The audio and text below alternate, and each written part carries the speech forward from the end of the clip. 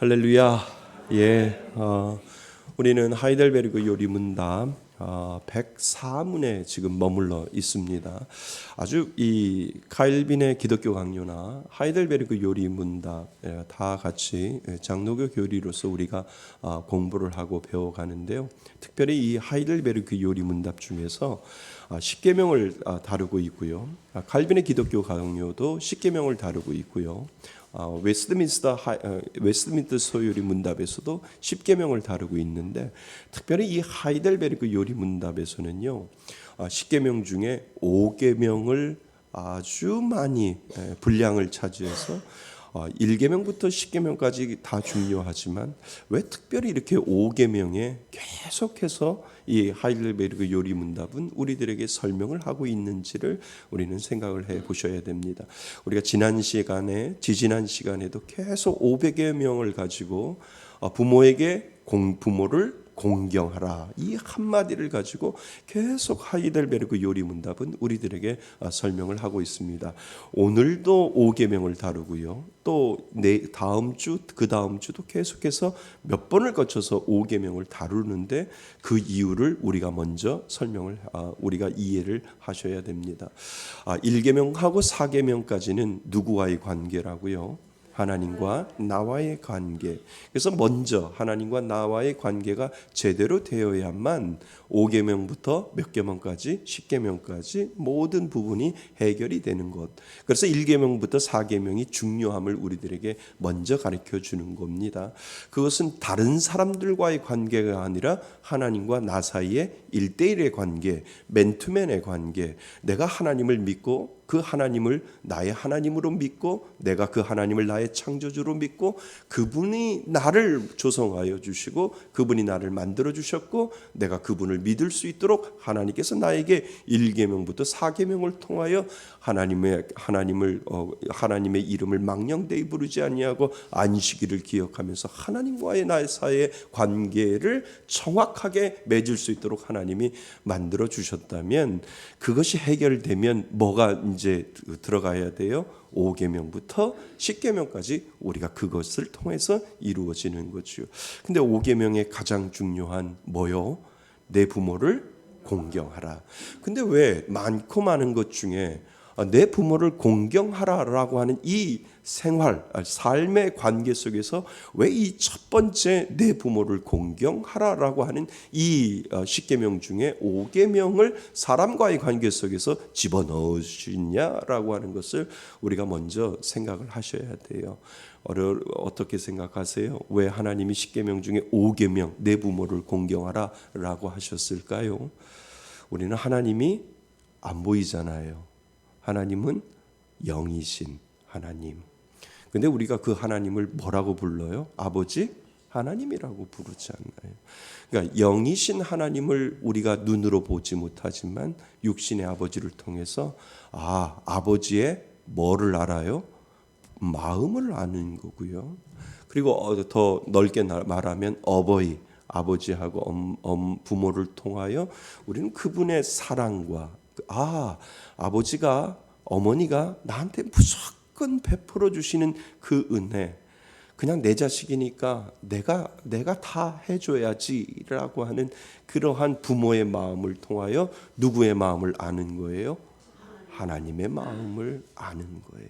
그러니까 다른 사람은 남의 자식이기 때문에 상관이 없지만 부모는 내 자식이기 때문에 내 자식이 잘못돼도 그 자식은 내 자녀이기 때문에 끝까지 돌보고 끝까지 사랑하고 끝까지 연결하는 그런 것이 부모의 마음이잖아요. 그러니까 자녀가 죄를 지어서 감옥에 가면 누가 가장 많이 마음 아파할까요? 부모가 하죠. 그리고 많은 사람들은 다 떠나도 부모는 안 떠나요. 그리고 속상하고 마음이 아파도 자식이 출소할 때를 기다리는 사람이 누군 줄 아세요?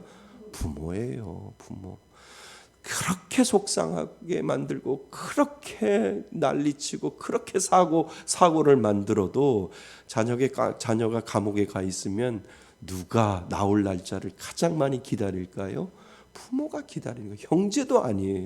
형제도 아니고 자녀도 아니에요. 부모만. 부모만 그 자녀가 이제나 저제나 나올까라고 해서 달력에 X표를 치면서 그 자녀가 나오기를 기다리고 있는 사람은 부모밖에 없듯이 육신의 부모를 통하여 누구? 하나님을, 그 마음을 생각하고 그 마음을 우리가 기억하는 거죠. 그래서 하나님은 오계명에 내 부모를 공경하라 라고 말씀하시는 이유가 거기에 있다는 거예요. 그러니까 하나님, 아버지를 알면 어머니를 알고, 아버지를 알면 누구를 알아요? 하나님. 내 눈에 보이시지 아니하는 영이신 아버지 하나님이 이런 마음이시겠구나 라고 하는 것을 우리가 그때 알게 되는 거죠.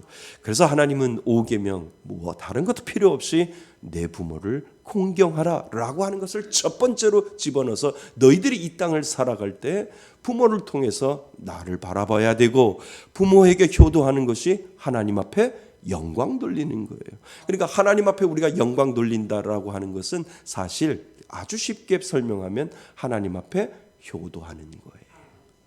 무슨 말씀인 줄 아시죠? 영광, 어려워요. 그러면 뭐라고 설명하시면 돼요? 부모에게 효도하잖아. 부모에게 효도하듯이 하나님 앞에 영광 돌린다는 거는 하나님 앞에 효도하는 거야. 효도는 맛있는 것도 사주는 것도 효도지만 수시로 늘 전화해서 잘 계셔요. 어디 아프신 데 없어요. 오늘 날씨가 많이 추운데 밖에 나가지 마세요. 그러다가 넘어지면 큰일 나요. 라고 자녀가 그 부모에게 전화해서 효도하듯이 하나님 앞에 그러한 마음으로 내가 잘못하면 하나님이 마음 아프시겠구나. 하나님이 속상하시겠구나. 라고 하는 그 마음으로 그래, 내가 우리 부모에게도 잘하듯이 내가 하나님의 이름에 먹칠하지 아니하고 오늘도 잘 살아야지. 이게 뭐라고요? 효도라니까요. 이 효도가 뭐라고요? 어려운 말로 영광 돌린다는 거예요. 하나님 앞에 영광 돌리는 것, 다른 말로 말하면 효도하는 거예요. 오늘도 우리가 눈 뜨고 하루를 시작할 때 무슨 마음으로? 효도하는 마음으로 사는 거예요. 하나님, 오늘도 하나님 기뻐하시는 귀한 일을 하겠습니다. 하나님이 좋아하시는 일 하나님 찾아서 하겠습니다. 내가 이렇게 이야기하면 하나님이 마음 아파하실 것 저 안 할 겁니다. 이 효도가 하나님 앞에 영광 돌리면서 살아가는 거죠. 그래서 영광 아주 어려운 말이 아니라 오늘도 우리는 하나님 앞에 효도하면서 살아가는 그러한 존재예요. 왜요? 부모가 내가 선택하지 않았는데 부모가 나를 낳아주셨잖아요. 아니 왜 나를 낳았어요? 라고 우리는 이야기하지 못하잖아요. 아니 그냥 우리 결혼해서 너를 낳았는데 낳은 건 내가 끝까지 책임져야 부모의 마음 아니냐? 라고 하듯이 하나님 왜 저를 선택하셨어요? 그러면 나도 몰라. 그런데 내가 네 좋아서 그냥 내가 너를 선택했고 내가 선택했으니까 끝까지 내가 너 책임질란다. 이것이 하나님의 마음이라는 거죠. 언제까지 책임지셔요? 끝까지 우리가 죽을 때까지 하나님이 우리를 책임져 주시는 그 은혜를 선택이라고 하는 것을 통해서, 부르심이라고 하는 것을 통해서 우리를 하나님의 자녀 삼아 주신 것, 그것은 은혜 중에 은혜다라고 하는 겁니다. 자, 그래서 우리가 10계명 중에 5계명을 이 하이델베르크는 아주 중요하게 계속해서 우리에게 설명하고 있는 이유가 이 5계명이 해결이 되면 6계명, 7계명, 8계명, 9계명, 10계명이 자동적으로 이루어질 수 있음을 우리들에게 보여주고 있다라고 하는 거지요. 그래서 우리가 이 5계명이 얼마나 중요한지를 하이델베르크는 계속해서 우리들에게 설명을 합니다. 그런데 오늘은 자녀가 부모에게 공경하는 그러한 모습들을 보여주었다면 우리는 좀 더 들어가서 오늘은 뭐냐면 부모가 자녀들에게, 그 권위를 가진 부모가 자녀들에게 어떻게 해야 하는지, 그리고 부모와 자녀의 관계 속에서 사회 공동체 속에서 그 권위를 가지고 있는 사람들이 어떻게 그 밑에 사람들을 다루어야 하는지를 반대로 오늘 우리들에게 가르쳐주고 있는 것을 우리는 공부해 보셔야 됩니다. 그래서 골로새서 우리가 아까 읽었던 3장 21절에 아비들아 너희 자녀를 뭐 하지 말고 노엽게 하지 말지니 뭐 할까 함이라 낙심할까 함이라라고 해서 권위를 가진 그 아버지가 부모가 자녀들에게 정말 잘해야 함을 보여주는 것. 다시 반대로 자녀는 부모에게 순종하고 자녀는 부모에게 공경을 하듯이 그 공경을 받은 그 권위자가 어떻게 자녀들에게 해야 할지를 정확하게 우리들에게 가르쳐주고 있다는 거죠. 그러니까 우리가 지난 시간에 보았듯이 자녀가 부모들에게 했던 그 부분을 반대로 내 부모를 공경하라라고 할 때 그 부모는 그 자녀에게 어떻게 그 권위를 올바로 사용할까? 어떻게 그 권위를 사용해야 하는지를 오늘 우리들에게 가르치고 있다는 거죠. 그래서 오늘 제목 한번 같이 읽어보겠습니다. 시작.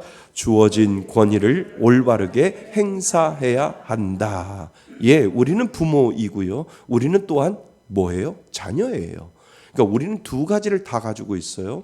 우리는 부모이면서 또한 누구의 자녀이지요. 그러니까 두 가지 양면성을 다 가지고 있기 때문에 때로는 자녀로서의 역할, 때로는 부모로서의 역할을 하는데 오늘 주어진 권위를 어떻게 부모로서 사용할 수 있고 어떻게 행해야 하는지를 우리들에게 가르쳐주고 있습니다. 자, 하나하나 살펴보겠습니다. 제5계명인 내 부모를 공경하라의 의미와 적용을 깊이 탐구하며 권위와 순종의 관계를 중심으로 하나님의 질서 안에서 인간의 역할을 설명을 합니다. 그죠?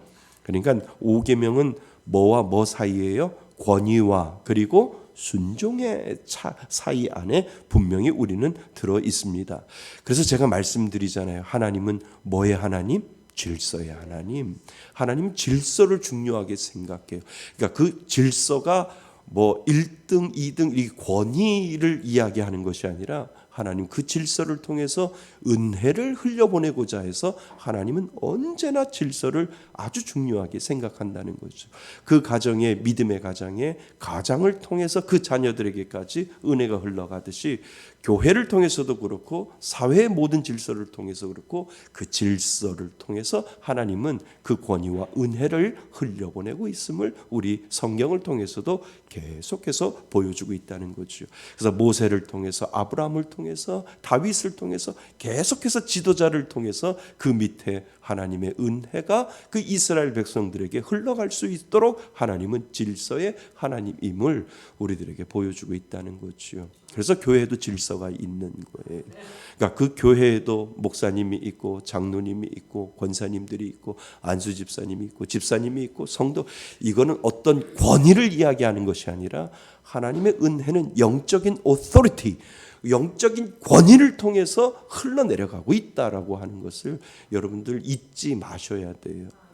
근데 그 권위를 목사로서의 권위, 장로로서의 권위, 권사로서의 권위를 품위를 지키셔야 돼요.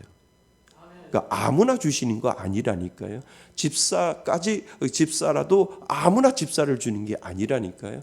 하나님이 줄만 하니까 주셨고 하나님 그 질서를 통해서 그 질서를 흘려보낼 만하니까 하나님께서 주셨기 때문에 질서의 하나님을 우리는 인정하셔야 된다라고 하는 겁니다. 그래서 하나님이 세우신 질서의 원리입니다. 제5계명의 기본 원리는 하나님께서 세우신 질서의 원리입니다. 제5계명은 단순히 부모를 공경하라는 명령으로 제한되지 않습니다.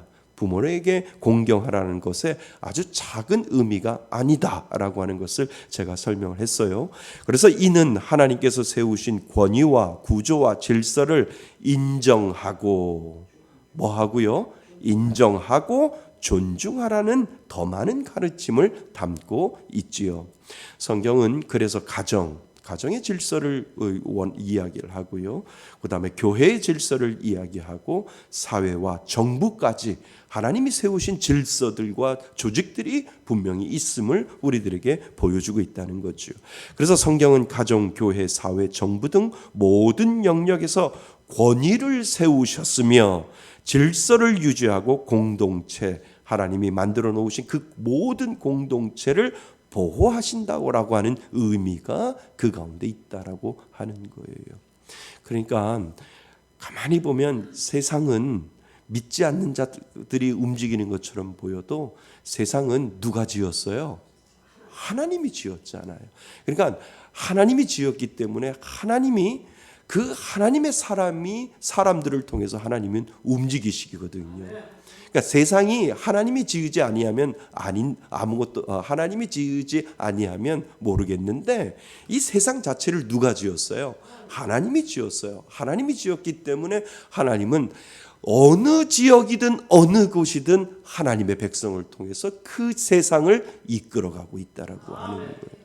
그러니까 우리가 가만히 보면 조선시대 때 언더우드와 아펜셀러 선교사님들이 와서 순교를 하고 그분들이 병원을 짓고 그분들이 많은 학교를 짓고 하는 그 모든 것들을 통해서 이렇게 우리가 선진화되어진 이유도 그분들의 피땀과 그분의 순교들의 정신을 통해서 우리나라가 이렇게까지 살아간 것은 하나님은 믿지 않는 자들을 통해서 이끌어 가시는 것이 아니라 믿는 자를 통해서 하나님은 이끌어 가신다니까요. 세상이 하나님이 창조하셨기 때문에 그렇다. 그러니까 어느 곳에 어느 나라를 가도 예수 믿는 사람이 아무리 없어도 하나님은 그 가운데 예수 믿는 사람 한 사람을 통하여서도 그 나라를 움직일 수 있다라고 하는 거예요. 그러니까 제가 공부할 때 이란에서 와가지고 그 이란에서 그 이슬람을 믿는 사람이 예수를 믿는다는 것은 놀라운 역사 아니에요? 그렇잖아요. 놀라운 역사예요. 근데 그 사람 마음속에 예수가 믿어지는 거예요. 알라가 믿어지는 게 아니라 예수가 믿어지는 거예요. 예수가. 그래서 같이 공부했어요. 같이 공부하는데 졸업을 했어요. 돌아가질 못하는 거예요.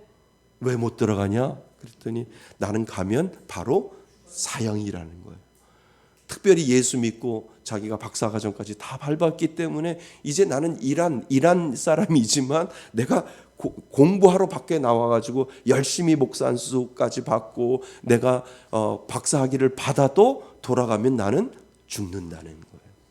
그래서 그때 그 얘기를 했어요. 하나님이 이란이라는 것도 사랑하는구나. 하나님이 너를 통해서 모든 사람들이 다 하나님을 부정하고 하나님을 믿지 않아도 하나님이 지으신 그 이란 땅에서도 너를 통해서 하나님이 밑거름을 삼아서 너를 통해서 네 한 사람 때문에 하나님은 이란을 통해서 복음화를 시키겠구나라고 하는 것이 그 하나님의 놀라운 은혜가 그 이란 친구를 통해서 이루어지고 있다라고 하는 거지요. 그러니까 아무리 예수가 없는 곳에도 예수 믿는 사람이 있다니까요. 하나님은 그 사람을 통해서 이끌어 가시는 거예요. 그러니까 정확하게 이야기하면 세상이 하나님이 지으셨기 때문에 그 이란 땅에도 누가 지었어요? 하나님이 지으셨기 때문에 하나님이 운행하시고 그 모든 예수를 믿지 않는 사람들은 다 누구예요? 주인공이 아니라니까요. 주변 인물이지. 하나님의 영광을 위하여 사용되기 위한 도구로 악한 도구로도 때로는 사용하고 그 도구를 통해서 하나님의 영광이 드러날 수 있도록 하나님은 만드신다라고 하는 거예요. 그래서 하나님은 조직을 만드시고 그 가운데 아무리 하나님이 없을 것 같아도 하나님 그 가운데 조직을 만들어 놓고 질서를 만들어 놓아서 하나님의 역사를 언젠간 이루시겠다라고 하는 하나님의 작정이 지금 우리 눈에는 이해가 안 되고 우리 생각에는 도저히 이해가 안 되더라도 그 모든 것에는 하나님이 질서를 만들어 놓고 조직을 만들어 놓아서 하나님의 역사를 이루어 가시는 과정 가운데 진행형 가운데 ing 가운데 분명히 있음을 우리들에게 가르쳐 주고 있다라고 하는 거예요. 그러니까 대한민국도 누구의 땅이에요? 하나님 땅. 우리 인간의 땅이 아니라 하나님이 만들어 놓으신 땅이라는 거예요. 수많은 전쟁과 수많은 핍박을 당해도 하나님이 기름 부어 주시고 하나님이 만들어 놓았기 때문에 우리가 여기까지 오게 된 거지요. 그래서 하나님은 지금도 우리나라를 핸들링하고 계시는 거예요. 우리가 잘못 가면 그렇게 가면 안 돼. 그렇게 가면 안 되라고 하나님이 때로는 채찍질도 하시고, 때로는 우리가 하나님 좋아하시는 일을 하면 하나님이 기뻐하시는 그 놀라운 은혜를 이 나라라고 하는 이 조직을 통해서 질서를 세우시고 하나님이 이끌어가고 계신다라고 하는 거지요. 이게 은혜인 줄 믿습니다. 예, 그래서 성경은 가정, 교회, 사회, 정부 등 모든 영역에서 권위를 세우셨으며 질서를 유지하고 공동체를 보호하신다라고 하는 의미가 있습니다. 모든 권위는 하나님께로부터 나옵니다. 왜요? 다 하나님 거니까. 우리는 인정하시죠? 예, 하나님 거 없는 거 없어요. 내 안에 있는 지갑도 누구 거예요?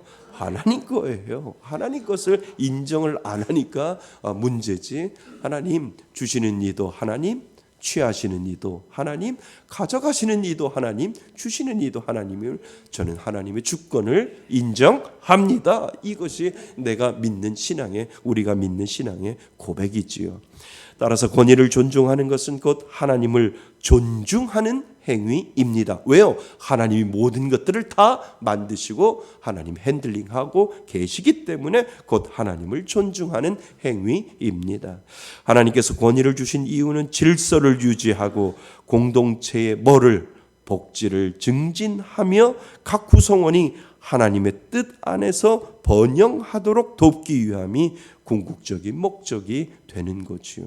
그래서 하나님은 모든 것들을 주장하시고 다루시고 계십니다.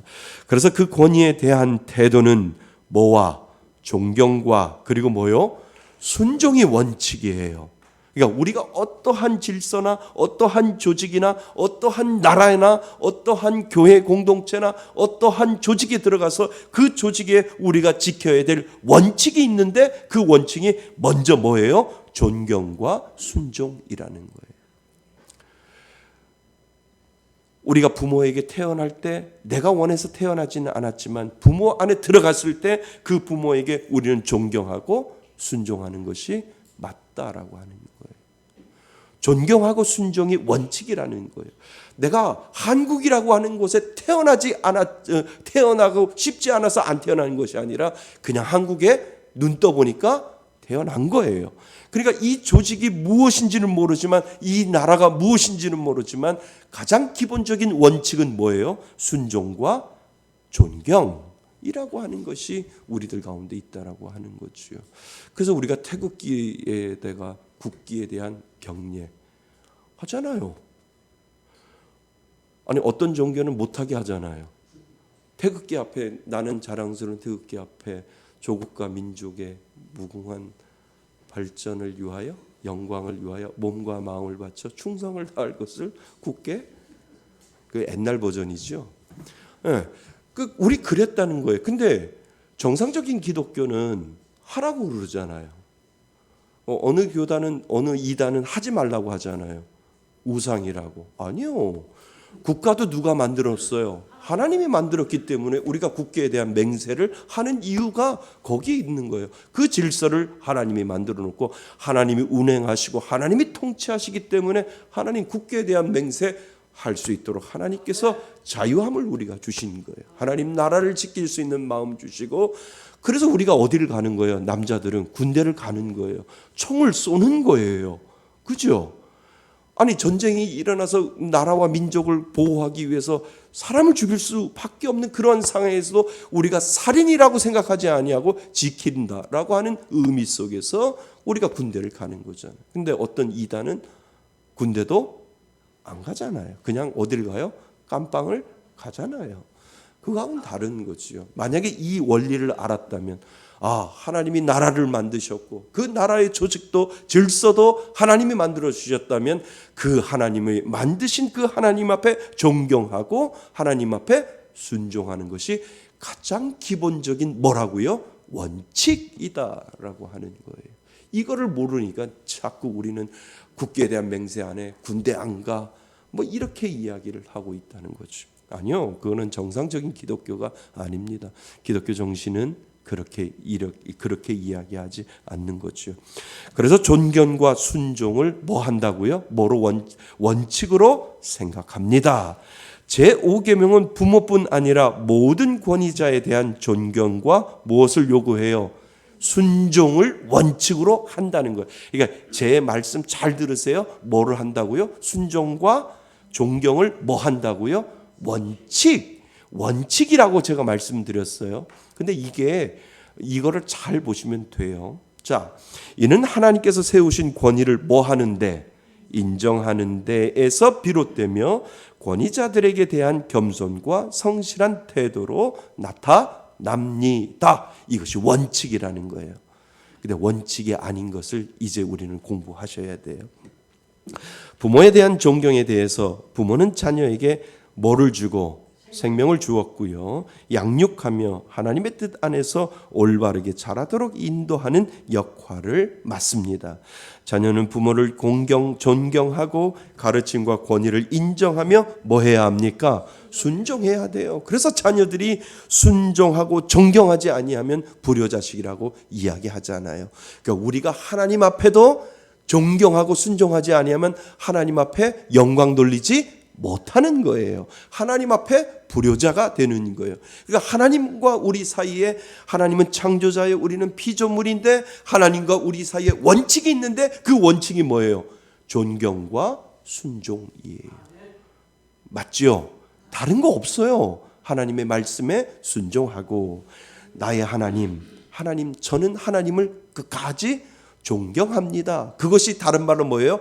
경배합니다 라고 하는 것, 찬양과 경배를 우리가 올려드리는 이유가 무엇이냐면, 나의 하나님, 나는 끊임없이 세상의 어떠한 것보다도 하나님을 존경합니다 라고 하는 그 믿음의 고백이 그 가운데 들어있다는 거예요. 그러니까 우리가 부모를 존경하고 순종하고 존경하듯이 우리에게도 영적인 아버지를 순종하고 존경하는 거예요.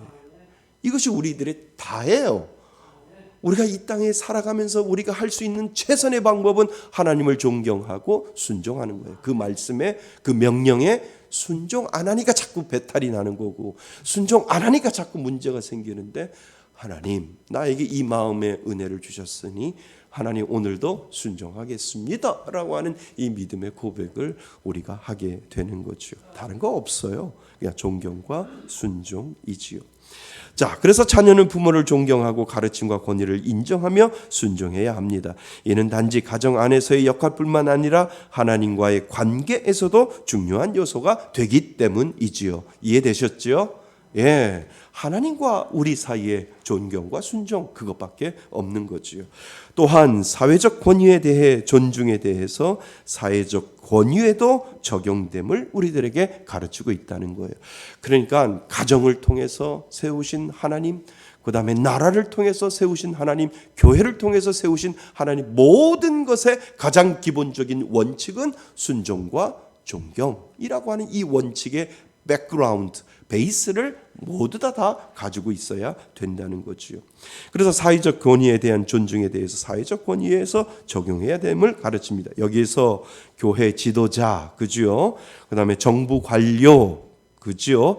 그다음에 회사에서 사장과 또 직원과의 관계, 고용주 등 모든 권위자들이 다 뭐예요? 포함되는 거예요. 포함되어 있음을 우리들에게 가르쳐주고 있다는 거예요. 자, 가정에서만 그런 것이 아니라 교회라고 하는 공동체가 있고, 나라라고 하는, 정부라고 하는 이 공동체가 있고, 그리고 내가 몸담고 있는 회사, 그리고 그 고용주와의 관계 속에서 모든 것들을 다 가지고 있는데, 거기에 기본 원칙이 순종과 존경이라고 하는 거예요. 이 원칙은 하나님이 세워 놓으신 거예요. 난 몰라, 난 저 회사 저 사장만 보면 막 짜증이 나. 아니에요. 하나님은 기본적인 원칙을 주셨어요. 그래도 하나님이 세우셨겠거니, 하나님이 이러한 조직을 만들어 놓으셨겠거니 라고 생각해서 존중과 순종이 먼저 원칙으로 베이스를 깔아 놓으셔야 된다는 거예요. 자, 그래서 하나님께서 세우신 권위를 존중하고 그들에게 순종하는 것은 사회적 질서를 유지하고 공동체의 안녕을 위한 필수적인 요소입니다. 이렇게 시작되는 거죠. 그리고 권위자들이 잘못했을 때, 권위자들이 불완전하거나 실수할 때 뭐를 가지고? 인내심을 가지고 존중해야 함을 원칙을 말하고 있습니다. 이것도 뭐라고요? 원칙이라고요. 가장 기본적인 원칙은 그거예요. 에휴, 몰라. 하나님이 세우셨으니까 나는 몰라. 그래도 그냥 원칙이 있는데 존중과 순종이고, 그리고 권위자들이 잘못했지만 아이고 저 권위자들 아이고 정말 잘못했는데 그래도 하나님이 원칙을 만들어 놓으셨는데 그 원칙은 인내심으로 기도하면서 존중하고 기다리는 것, 이것이 뭐라고요? 원칙이라고요. 원칙. 하나님이 세워놓으신 원칙. 그러나 이 존중은 절대적 복종을 의미하지 않는다는 거예요. 자, 여기에서 우리가 그냥 무조건 순종하고 무조건 존중하고 무조건 따라가는 것이 아니라, 이것은 절대적인 뭐가 아니라고요? 복종을 의미하지는 않는다는 거예요. 이것이 원칙은 그렇지만 그 원칙 가운데 절대적인 복종을 의미하지는 않는다는 거지요. 만약 권위자가, 교회도 그렇고 그 나라도 그렇고 모든 조직 가운데 권위자가 하나님의 뜻에 반하는 뭐를 내릴 경우, 명령을 내릴 경우 우리는 하나님께 순종하며 인간의 권위에 반대할 수 있어야 된다라고 하는 것을 이야기를 해주고 있다는 거예요. 원칙은 있어요. 근데 원칙이 있는데 그 원칙의 그 권위자가 하나님을 이용하거나 자신의 이익을 구하거나 자신의 사익을 추구할 때, 야, 이거 하나님의 명령, 하나님보다 위에 있다라고 생각을 하거나 하나님의 뜻에 반하는 명령을 내릴 경우에 아닙니다라고 이야기할 줄도 알아야 되고, 아닌 것에 대해서 나는 하나님의 명령을 따를 겁니다라고 하는 이 고백이 신앙 가운데 있어야 된다라고 하는 거예요. 자, 그래서 사도행전 5장 29절을 보셔야 돼요. 찾아보셔야 돼요. 사도행전 5장 29절.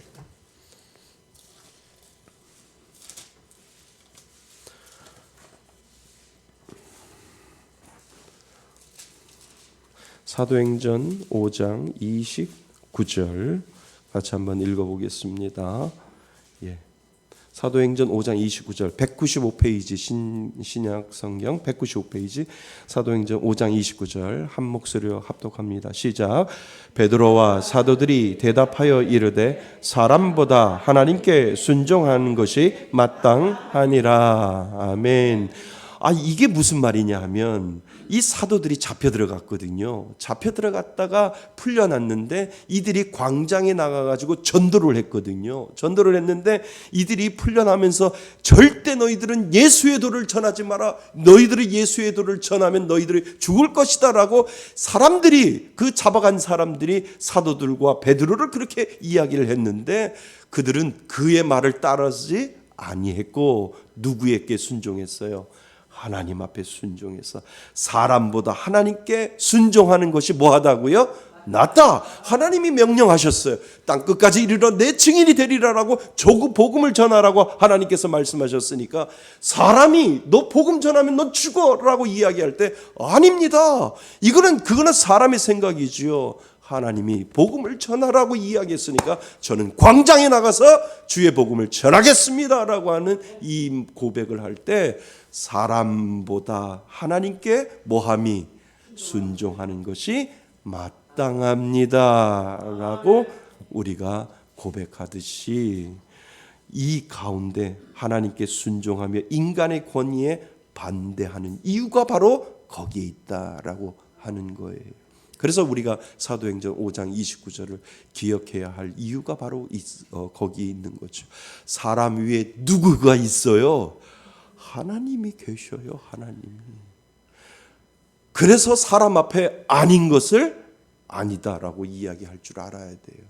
하나님이 모든 권위에 제위에 계시는 분이시기 때문에 하나님은 우리들에게 기준을 주셨는데, 그 말씀의 테두리 가운데 그 기준을 통해서 이거는 하나님과 반대되는 거구나, 하나님하고 하나님이 기뻐하시지 않는 거구나 라고 할 때, 아무리 질서 가운데 순종과 그리고 존경이 있다 할지라도 하나님의 뜻을 반하는 것이라면 아닌 것은 아니다라고 이야기할 줄 알아야 된다는 거죠. 그래서 사람보다 하나님께 순종함이 마땅합니다라고 하는 이 마음의 고백을 우리는 하셔야 된다라고 하는 거죠. 따라서 우리는 그 권위자들의 책임이 올바르게 그 권위 행사를 제대로 하고 있는지 뭐 할 필요가 있어요. 간검이 뭐예요? 제대로 잘 하고 있는지, 잘 못하고 있는지, 하나님의 뜻대로 제대로 하고 있는지, 하나님의 말씀대로 하고 있는지를 간검할 필요가 있다는 거예요. 그 권위자 앞에서. 그러니까 제가 잘 하고 있는지 여러분들이 저를 간검하셔야 되는 거예요. 나라가 잘 되고 있는지 안 되는지 국민이 간검을 하셔야 되는 거고, 그 모든 조직의 공동체 속에서 제대로 하고 있는지를 간검할 필요가 분명히 있음을 우리들에게 가르쳐주고 있다는 거예요. 모든 권위 위에 누가 계시기 때문에? 하나님이 계시기 때문에 그렇다라고 하는 거죠. 그래서 단순히 권위에 대한 복종만을 요구하지 않습니다. 권위를 가진 이들에게는 큰 책임을 부여합니다. 그러니까 권위가 그냥 권위가 아니라니까요. 권위에게는 뭐가 따라가요? 책임이 따라가는 거예요. 그 책임이 누구에게 맞는? 하나님 앞에 올바르게 맞는 그 책임을 따라가는 거죠. 권위자들은 하나님께서 맡겨주신 역할을 뭐하며? 성실히 수행하며 자신에게 주어진 권력을 남용하지 않고 공정하고 정의롭게 행사해야 합니다. 권위를 가진 사람들은 자신이 하나님께 청지기적 역할을 맡고 있음을 인식해야 하는 거죠. 그래서 권위의 목적은 공동체 구성원들을 뭐하고? 돌보고, 누구의 이름으로? 하나님의 이름으로 돌볼 줄 알아야 하고, 하나님의 말씀 안에서 성장하도록 뭐하고? 도와주고, 그죠? 그리고 부모, 교사, 지도자, 정부 관료 등 모든 권위자는 자신이 하나님께 최종 책임을 질 존재임을 뭐 해야 돼요? 기억하셔야 돼요. 그래서 권위자가 벌이 더 많아요. 제가 여러분들을 잘못 이끌어가면 여러분들이 당하는 벌보다 목회자로서 당하는 벌이 더 많을 거예요. 클 거예요. 그래서 늘 조심하는 거예요. 그래서 늘 깨어서 기도해야 하고, 하나님 저에게 맡겨주신 이 권위를 하나님의 영광을 위하여 사용하겠습니다. 하나님이 주시는 그 권위를 하나님 잘 사용하여 성도들을 보호하고 성도들을 지키고 성도들에게 그 책임을 다하겠습니다라고 하는 이 기도가 끊임없이 나와야 될 이유가 무엇이냐면, 내가 받을 벌이 더 많기 때문에 그렇다는 거예요. 목사만 그래요? 아니요. 장로도 그래요. 아무나 장로 안 주셔요. 권사도 그래요. 아무나 권사 안 주십사. 집사님들도 그래요. 아무나 안 줘요. 그만큼 하나님이 그 책임을 다하라고 하시는 하나님의 명령이 그 권위 가운데 있다라고 하는 거예요. 그것은 하나님이 세워주신 거예요. 그래서 하나님이 세워주셨기 때문에 책임을 다해야 되고, 그 책임에 대한 아주 내가 지켜야 될 것들을 지켜나가는 것이 중요하다라고 하는 겁니다. 그러므로 권위의 남용은 하나님께서 의도하신 권위의 본질에 반하는 행위입니다. 그죠? 권력 잡았다라고 해서 하나님의 뜻대로 움직이면 안 된다라고 하는 거예요. 예를 들어 지도자가 자신의 권력을 개인적 이익을 위하여 사용하거나 불의한 방식으로 권위를 행사하는 경우, 이는 하나님께 뭐를? 죄를 범하는 것입니다. 이해되시죠? 네. 그러니까 이거 간단하게 이해하시면 돼요. 교회는 이렇게 작은데 담임 목사인 제가 외제차를 끌고 다닌다 생각해 보세요. 아니 생각해 보세요. 생각이 안 되죠? 네, 내쫓아야 되는 거예요. 그러니까 교회는 이렇게 요만한데 담임 목사가 외제차를 끌고 다닌다? 네? 아니 외제차도 아니고 현대에서 제일 좋은 제네시스를 타고 다닌다? 아니잖아요. 그거하고 똑같은 거. 그거에 맞춰서 자기의 편의와 자기의 이익을 위해서 사용한다면, 그리고 그 책임을 다하지 못한다면 문제가 있다라고 하는 거예요. 안 타요, 외제차. 저도 안 타요. 자, 그래서 예를 들어 지도자가 자신의 권력을 개인적인 이익을 위하여 사용하거나 불의한 방식으로 권위를 행사하는 경우, 이는 하나님께 죄를 범하는 것입니다. 성경은 권위자들이 그들의 권위를 정의롭고 사랑으로 행사할 것을 강조하고 있지요. 맞지요? 사랑으로 행할 것을 하나님은 강조하고 있습니다. 올바른 권위 행사는 공정성과 사랑의 원칙에 기초해야 합니다. 그래서 권위자는 자신이 다스리는 이들을 존중하고 공정하게 대우하고 사랑과 자비로 이끌어야 합니다. 그래서 이는 부모가 자녀를 대할 때, 지도자가 부하 직원이나 시민을 대할 때, 또는 교회 지도자가 성도들을 인도할 때에도 동일하게 적용됩니다. 예. 그러니까 교회에 불이 나면 목사가 먼저 나가면 안 된다니까요. 제일 먼저 나갈 사람이 누구라고요? 성도, 그 다음에 집사, 그 다음에 안수집사, 그 다음에 권사. 장로님 허리 아파도 제일 늦게 나가셔야 된다니까. 그게 은혜라니까. 그리고 제가 제일 늦게 나가야 은혜라니. 그게 지도자라니까요. 그 안에 뭐가 담겨져 있어요? 사랑이 담겨져 있는 거예요. 그 안에 하나님이 주시는 그 공정한 대우와 하나님이 주시는 그 자비가 그 모든 사람, 권위를 가지고 있는 사람들 가운데 다 들어있다라고 하는 거예요. 장로님, 제가 업고 나가면 돼요. 괜찮아요. 제일 먼저 나가실 분들이 성도, 집사, 안수집사, 권사, 장로, 목사, 이런 순으로 나가면 돼요. 나가다 쓰러지더라도. 이것이 권위자에게 주신 하나님의 은혜라는 거예요. 권위자에게 주신 하나님의 책임이라고 하는 거예요. 책임은 그렇게 쓰는 거예요. 그래서 제일 먼저 목사가 나가면 그거는 사꾼이라니까요. 가짜라니까요. 불났어요. 빨리 나와요. 먼저 나가가지고 빨리 나와요. 그거 잘못된 거라니까요. 불났습니다. 내가 여기 지킬 테니까 빨리 나가세요. 빨리 나가세요. 저쪽에 연기 나니까 저쪽으로 나가세요라고 여기서 이야기하는 목사가 되어야 된다는 거예요. 요즘 그러한 지도자가 없잖아요.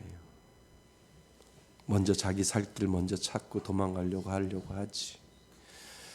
그래서 늘 권위를 가지고 있는 직분을 가지고 있을 때 늘 깨어 있어야 된다는 거예요. 그러지 아니하면 혹가닥 해서 금방 넘어갈 수밖에 없다라고 하는 거죠.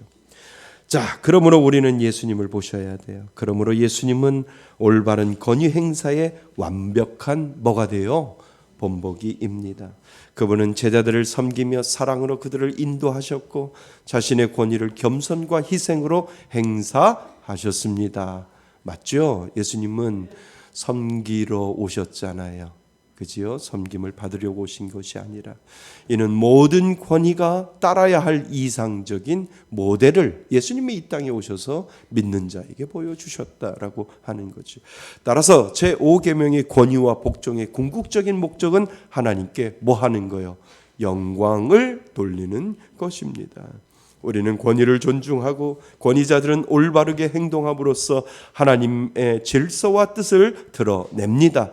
이는 단지 개인적인 책임을 넘어서 공동체와 사회 전체가 하나님의 뭐 안에서, 복음 안에서 하나됨을 이루도록 돕고 있다라고 하는 거죠. 그러므로 부모는 자녀를 신앙으로 양육하고 자녀는 부모를 공경하며 가정 안에서 서로 존중해야 합니다. 그러니까 부모도 자녀를 존중해야 하지요. 그러니까 자녀가 부모에게만 존중하는 것이 아니라 오늘 성경은 우리들에게 부모도 자녀를 존중해야 된다라고 하는 것을 가르쳐 주고 있죠.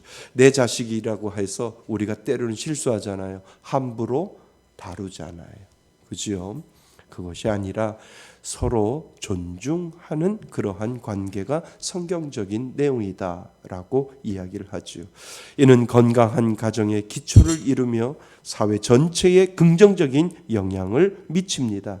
이런 기초적 배움이 사회와 공동체 안에서 적용이 되지요. 정부와 지도자들에 대한 존중은 오늘날에도 중요한 주제가 됩니다. 우리는 사회의 법과 규칙을 준수하며 공공의 선을 위하여 협력해야 하는 것이 원칙이지요. 동시에 부당한 권력이나 불의에 대해서는 하나님의 뜻에 따라 뭐예요? 대응해야 할 줄도 알아야 됨을 우리들에게 가르쳐 주고 있습니다. 아닌 것은 아니다라고 말할 줄 아는 그러한 믿음. 사람 위에 누가 있다고요? 하나님이 계십니다. 하나님이 우리들의 모든 것의 판단의 기준이 되는 거지요. 자, 결론.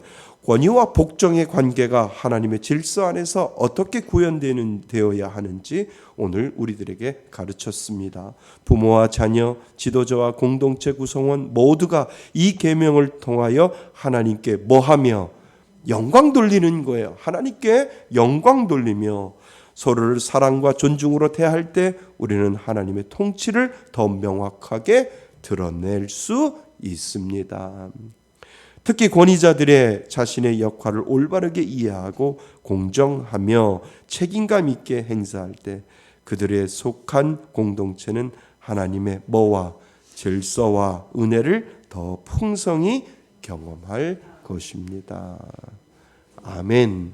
우리는 하나님의 권위 안에 있습니다. 그래서 권위를 가졌다라고 할 때 우리가 가장 중요한 것은 그 권위의 원칙은 지키되 하나님보다 앞서지 않도록 우리가 늘 조심해야 하고 하나님이 우리들의 모든 판단의 기준이 된다라고 하는 것을 오늘 우리들에게 가르쳐 주고 있습니다. 이 은혜가 여러분들 가운데 있기를 바랍니다. 그래서 우리가 권위 가졌을 때 서로 존중하고 사랑할 수 있는 그 마음을 오늘 우리들에게 주셨다는 것 꼭 기억하실 수 있기를 바랍니다. 그 은혜로 살아가시는 여러분 되시기를 주님의 이름으로 축원드립니다. 아멘. 오늘 주신 말씀 가지고 우리 잠시 기도할까요? 여러분들도 분명히 어떤 권위 가운데 있을 겁니다. 부모로서의 권위, 그리고 교회의 직분자로서의 권위가 있는데 하나님 저에게 주신 이 권위 하나님의 영광을 위하여 하나님 앞에 효도하는 마음으로 잘 쓰겠습니다. 잘 사용하겠습니다. 잘 다루겠습니다. 하나님 앞에 우리 기도할 수 있기 바랍니다. 우리 다 같이 기도합니다.